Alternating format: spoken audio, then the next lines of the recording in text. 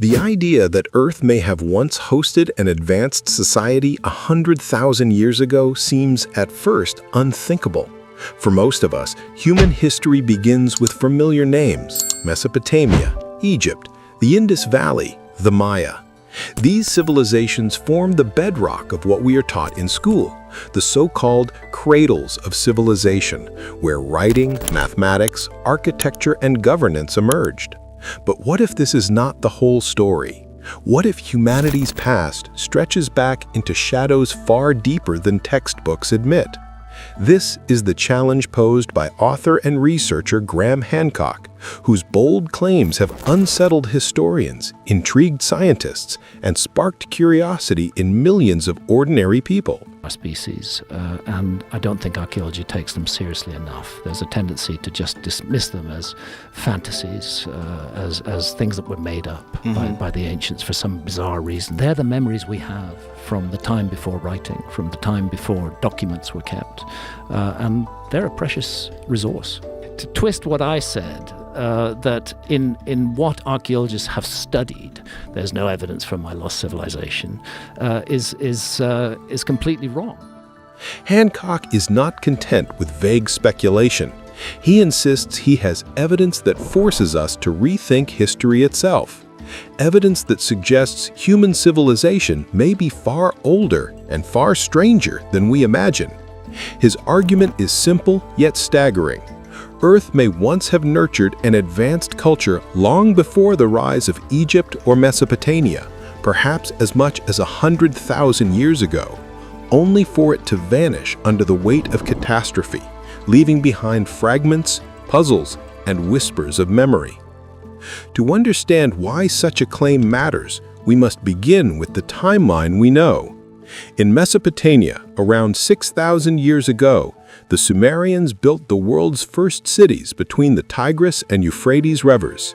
They invented cuneiform writing, recorded laws on clay tablets, and developed trade networks that shaped the region for millennia. Without Mesopotamia, the very concept of urban life might never have existed. Not long after, along the Nile, Egypt rose to glory. The pyramids at Giza, temples at Luxor, and vast hieroglyphic inscriptions remind us of their engineering, organization, and enduring ambition. Their medical texts, calendars, and myths revealed minds that sought to understand both the human body and the heavens. Further east, the Indus Valley civilization thrived in what is today Pakistan and northwest India. Cities like Mohenjo-Daro astonish archaeologists with their grid-like streets, indoor plumbing, and sophisticated drainage systems. Urban planning so advanced that some modern cities still fall short. Across the Atlantic, the Maya civilization flourished in Central America. Their pyramids rose from the jungle canopy. Their calendar charted celestial movements with breathtaking accuracy, and their glyphic writing continues to challenge scholars today. Together, these civilizations seem to mark the dawn of progress. Humanity, we are told, evolved from scattered tribes of hunter-gatherers into organized states capable of great works. This is the story repeated in classrooms worldwide, a story built on ruins, artifacts, and written records. But here lies the puzzle. Homo sapiens, humans identical to us in brain and body, have existed for roughly 300,000 years. If civilization only began 6,000 years ago, what were our ancestors doing during the other 294,000 years?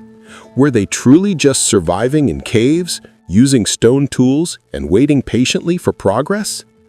Or is it possible that entire chapters of our story have been erased, obliterated by time, nature, or disaster?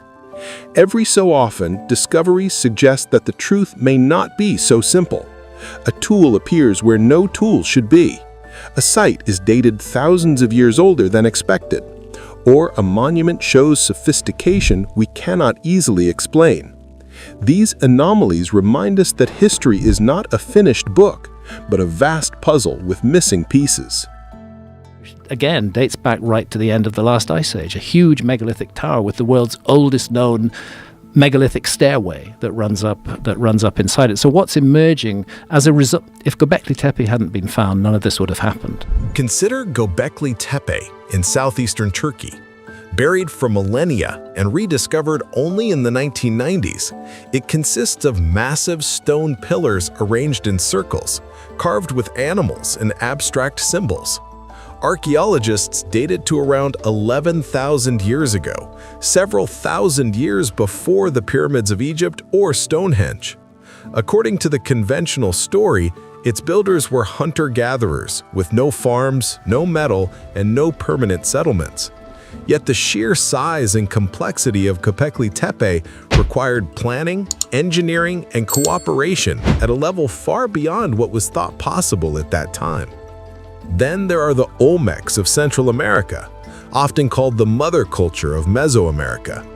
They left behind colossal stone heads, some weighing 40 tons, carved with precise features and moved across great distances without the wheel or beasts of burden.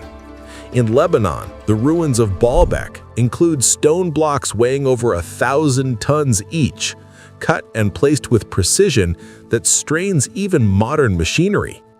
Were these purely Roman achievements, or the inheritance of something older? And off the coast of Greece, the Antikythera mechanism, a bronze device with gears so intricate it has been called the first analog computer, was discovered in a 2,000-year-old shipwreck. For centuries after, no comparable technology appears in the record. Was it an isolated genius invention, or the last echo of knowledge already fading? These puzzles raise uncomfortable questions. If civilization is supposed to follow a neat, gradual climb, why do we keep stumbling upon leaps, moments where complexity seems to appear out of nowhere? What if Mesopotamia, Egypt, the Indus Valley, and the Maya were not beginnings, but survivors, inheritors of knowledge carried forward after disaster erased what came before? The mysteries multiply when we turn to the oceans. More than 70% of Earth is covered by water, much of it unexplored. During the last ice age, sea levels were about 300 feet lower, exposing vast areas of land that are now submerged. As the ice melted, coastlines were swallowed, erasing entire landscapes in a geological heartbeat. If human settlements had once lined those coasts, as ours do today, their remains may now lie hidden beneath the waves. Off the coast of Japan, the Yonaguni Monument was discovered in the 1980s. Massive stone steps and terraces descend into the sea. Some argue it is a natural formation, but others see the hand of human builders, suggesting a structure more than 10,000 years old, predating every known civilization. In India, near the modern city of Dwarka, divers have found submerged walls and streets. Local legends speak of a great city lost to the sea, and some archaeologists date the ruins to around 9,000 years ago. Similar stories emerge from Cuba, Malta, and the Mediterranean. If even one of these sites proves to be man-made, it rewrites the history of civilization entirely. Natural disasters provide a possible explanation for such erasure. Around 13,000 years ago, fragments of a comet or asteroid may have struck Earth, unleashing wildfires, sudden climate change, and massive flooding. This event, known as the Younger Dryas Impact Hypothesis, coincides with the extinction of large animals like mammoths and the collapse of early human cultures. If any advanced society existed then, it could have been devastated, leaving little trace beyond scattered myths of floods. And those myths are everywhere, from the Epic of Gilgamesh in Mesopotamia to the biblical flood, from Native American legends to the story of Atlantis told by Plato. Tales of a world drowned by rising waters echo across continents. Are these purely symbolic, or do they preserve the memory of real events? Hancock argues that the evidence, though fragmented, points to a lost chapter in human history. He suggests that sites like Göbekli Tepe or Dwarka are not the beginnings of civilization, but its survivors. the knowledge preserved in myths, the sudden leaps in astronomy and architecture, the unexplained alignments of ancient monuments. All these may be faint echoes of an earlier society erased by catastrophe. Why limit ourselves to 6,000 years, he asks, when modern humans have existed for hundreds of thousands? Given such vast time, why assume we are the first to build, to explore, to dream on a grand scale? 100,000 years offers ample room for a civilization to rise, flourish, and fall, leaving behind only traces too faint for archaeologists to recognize. Skeptics respond that extraordinary claims require extraordinary evidence. They point out that the tools, bones, and settlements we have from 100,000 years ago show small groups of hunter-gatherers, not cities or machines. Without artifacts clearly out of place in time, they argue, Hancock's vision remains speculation. Yet supporters counter that absence of evidence is not evidence of absence. Over geological timescales, nearly all traces of human activity vanish. 100,000 years is enough to erase skyscrapers, roads, and technology, leaving little more than ambiguous ruins or myths. What we should expect, they say, is precisely what we find: puzzling anomalies, fragments of memory, whispers of something greater. If Hancock is right, the implications are profound. We are not the first to stand at the edge of possibility. We may simply be the latest in a long cycle of rise and collapse. Civilizations may bloom, achieve wonders, and vanish, their memory preserved only in stories of floods and gods, waiting to be rediscovered. Technology is beginning to give us tools to test these ideas. LiDAR scanning has revealed entire networks of ancient cities hidden beneath the jungles of Central America. Underwater drones and sonar mapping are beginning to uncover lost coastlines. Less than a quarter of the seafloor has been explored in detail. Who knows what secrets lie hidden in the depths? The debate over Hancock's claims is as fierce as it is fascinating. To many archaeologists, his vision risks undermining centuries of careful scholarship. To others, it is a vital reminder that history is not closed, but open, that curiosity must always push against the limits of what we think we know. For ordinary people, his theories strike a deeper chord.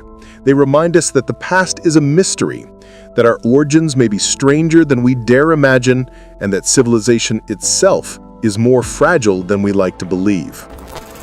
If humanity did once rise to greatness, only to lose it, what lesson does that hold for us today? Could our own world, with its skyscrapers, satellites, and digital networks, be just another cycle destined to collapse and vanish? The possibility is sobering. Progress is not guaranteed. Disasters, whether natural or self-inflicted, can erase in centuries what took millennia to build. Perhaps that is the true value of Hancock's provocation. Not that we accept every claim at face value, but that we are reminded to question, to look deeper, to keep searching. For in the end, history is not a fixed story handed down in certainty.